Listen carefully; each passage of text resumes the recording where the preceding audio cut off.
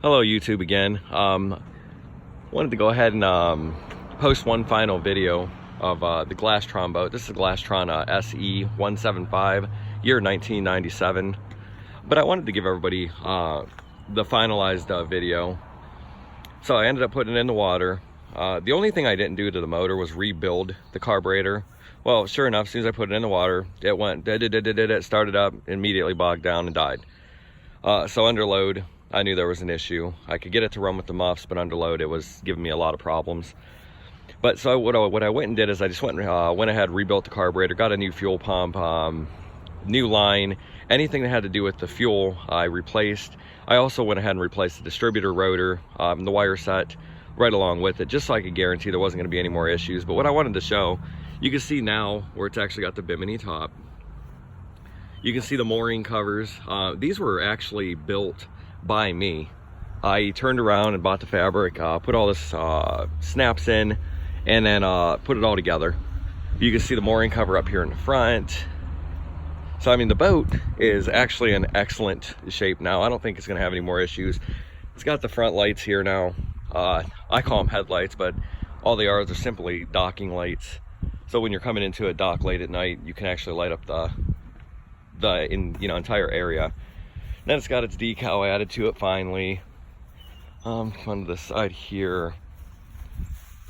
So you can see everything. New tires on the trailer. So I took care of that as well.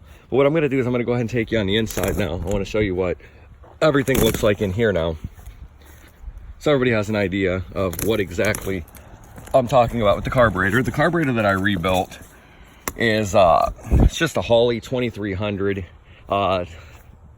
two barrel. Now the concept on most carburetors, I mean 2, 4, the concept's pretty simple. They're not hard to understand and fix. And the rebuild kit comes with just about everything, which made it really easy to do. But I want to come up in here. I want to show everybody what all I did on the interior as well. Just unsnapping all the covers here, so I can show everybody what I did. Okay, so now, yeah, I imagine you've seen the captain's chairs and everything else.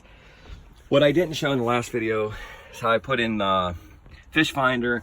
I also put in a marine radio right there, as you can see, with the marine antenna that goes up. You can see all the gauges. They're all in excellent shape. I also added an hour meter, because it's just so much easier to have one. So it helps with your maintenance, gives you an idea of the time when in between when you need to do the maintenance. Right here, you can see this time where everything's labeled. So you got, anchor light, tricolor light, bilge pump blower, engine instruments. You got your spotlight right here, underwater light, cabin lights. Now these things here, I ended up buying. They're just lighted toggle switches. I bought them off eBay.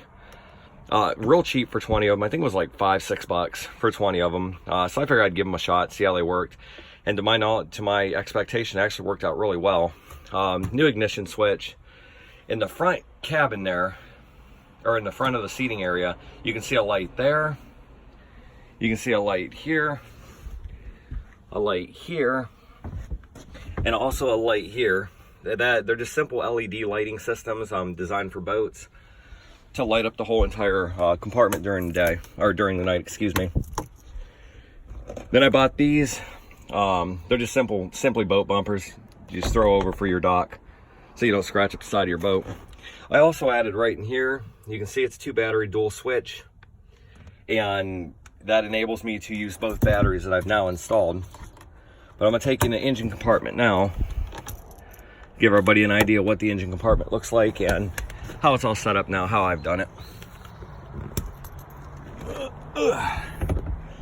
Okay, in the last videos, I did not show the rams. Here are the rams that I put in. Everything's mounted back up the way it should be. Right there's your battery 1. That was the battery that came with the boat. The boat's original battery is actually pretty good. Problem was, it was just standard automotive battery. Generally, I don't like to use automotive. I usually go with marine. But I mean, no harm, no foul. It wasn't causing any issues. It was a good battery. I just went ahead and went with it. This is the second battery I bought. It's got 1,000 marine cranking amps. It is a deep cycle battery. And then you can see where all the wires are run. They're all run and attached along each one of the sides. You can't really see it on that side. But the batteries seem to be panning out well. Also added a new blower system. The blower that was in here was decrepit and old, and it just didn't work at all anymore. Then what I did here, I ended up getting a cover for this. It didn't have a cover when I bought the boat, so I ended up getting a cover for that. You can see right here, here's your line. Comes all the way, it comes under these wires here. And then it comes back down into the fuel pump. You can see where the fuel pump now is new. All the wires are new, cap, rotor's new. The electronic choking system on this carburetor right here is now new. The carburetor has been completely rebuilt. There's no more issues with it at all. I also added this vacuum line. It goes from the carburetor down to the fuel pump the way it should have came.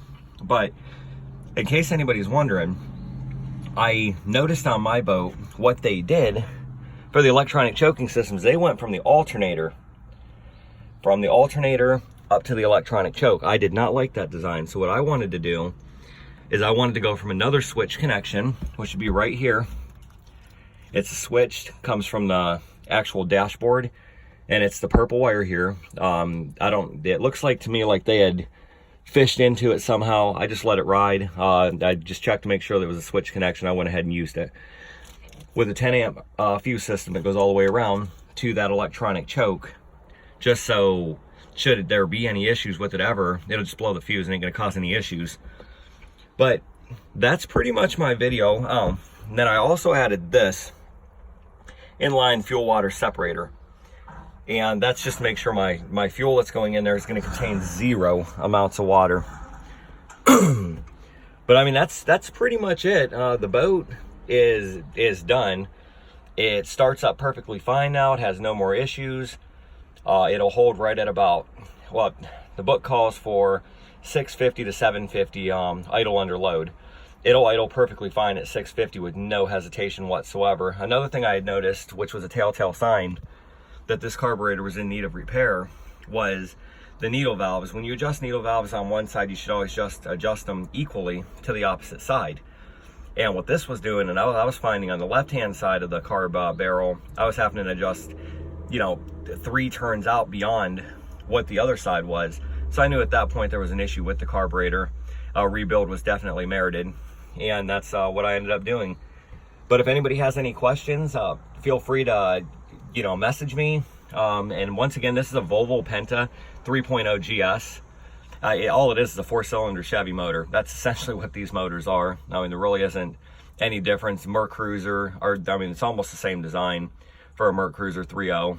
But anybody has any questions, like I said, feel free to email me or message me. I'll gladly answer them to my best of my ability. With that being said, I hope everybody has a wonderful day. Happy boating. Bye.